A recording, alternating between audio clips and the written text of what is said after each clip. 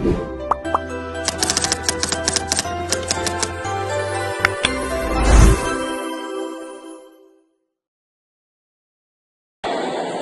tahu nggak sih, dari 195 negara yang ada di dunia, hanya 19 negara yang dipimpin oleh perempuan. Dan dari banyaknya Fortune 500 CEO, hanya 4% yang berasal dari wanita. Padahal gerakan emansipasi wanita itu sudah bergerak dari dulu. Dan dari hal tersebut, kami akan mewawancarai beberapa narasumber terkait pendapat mereka mengenai isu kesetaraan gender. Simak video berikut. Halo Mbak, sebelumnya kenalin aku Danti. Jadi di sini aku mau minta pendapat kakak. Apakah kakak ada waktu untuk memberikan pendapat? Iya, ada. Oh ya. Baik, sebelumnya dengan Mbak siapa? Oh, Mbak Naya. Oh ya. Kenalin aku Mbak Danti ya. Jadi di sini aku pengen nanya nih, menurut kakak apakah sudah terlaksana praktik Pancasila dalam isu kesetaraan gender yang dimana sekarang itu lebih marak isu kesetaraan gender yang terjadi? Gimana menurut kakak? Oh, menurut aku ya kesetaraan gender di sekitar aku tuh udah setara, apalagi terutama di area kampus. Dikarenakan rektor kami tuh wanita kan, jadi di sini tuh wanita tuh diberi kesempatan untuk memimpin, jadi nggak harus laki-laki. Oh, Masya Allah. Berarti udah terlaksana ya Mbak ya, mengingat rektor kita itu wanita, jadi emansipasi wanita di sini didukung ya Mbak ya? Iya, didukung. Terima kasih ya Mbak atas waktunya. Ya, sama-sama, makasih. Mengganggu waktunya. Namanya siapa? Kan hari ini lagi marak nih isu kesejahteraan gender. Menurut Mbak, sebagai mahasiswa kita ini apa yang dapat kita lakukan untuk meningkatkan kepada masyarakat tentang isu kesejahteraan gender ini? Mungkin bisa meningkatkan kesadaran pemahaman tentang kesetaraan gender, dan mungkin bisa ikut seminar atau webinar yang mengangkat tentang isu-isu kesetaraan gender. Itu sih Mbak kalau dari saya. Terima kasih Mbak. Terima kasih, sama-sama. Assalamualaikum, halo Mbak.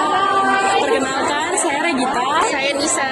Baik, di sini apakah Mbak mempunyai waktu luang untuk saya wawancara? Ya, boleh.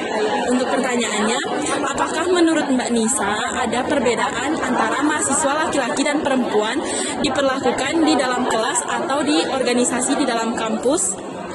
Menurut saya untuk sejauh ini sudah pasti ada ya, tapi makin kesini untuk kesetaraan seperti itu kayaknya sudah berkurang, apalagi untuk kalangan perempuan. Kan dahulu tuh perempuan sangat dibelakangkan kan ketimbang laki-laki. Namun dari kampus ini saja untuk ketua organisasi atau bahkan pemimpin-pemimpin kampus di sini juga semua sudah perempuan seperti itu. Oh ya, baik, sangat memuaskan ya Mbak jawabannya. Ya, makasih ya Mbak. Assalamualaikum. Pertama yaitu ketuhanan yang Maha Esa yang mengajarkan bahwa setiap ciptaan Tuhan memiliki kesetaraan yang sama baik laki-laki maupun perempuan.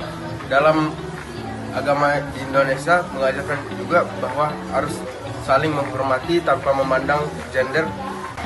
Kemanusiaan yang adil dan beradab pada sila kedua menekankan pentingnya keadilan sosial dalam berbagai aspek kehidupan, yang dimana kesetaraan gender merupakan suatu kesetaraan yang menitikberatkan antara hal yang sama antara laki-laki dan perempuan dalam hal berkembang dan berkontribusi dalam masyarakat. Persatuan Indonesia sila ketiga mengajarkan pentingnya persatuan tanpa memandang perbedaan, termasuk perbedaan gender.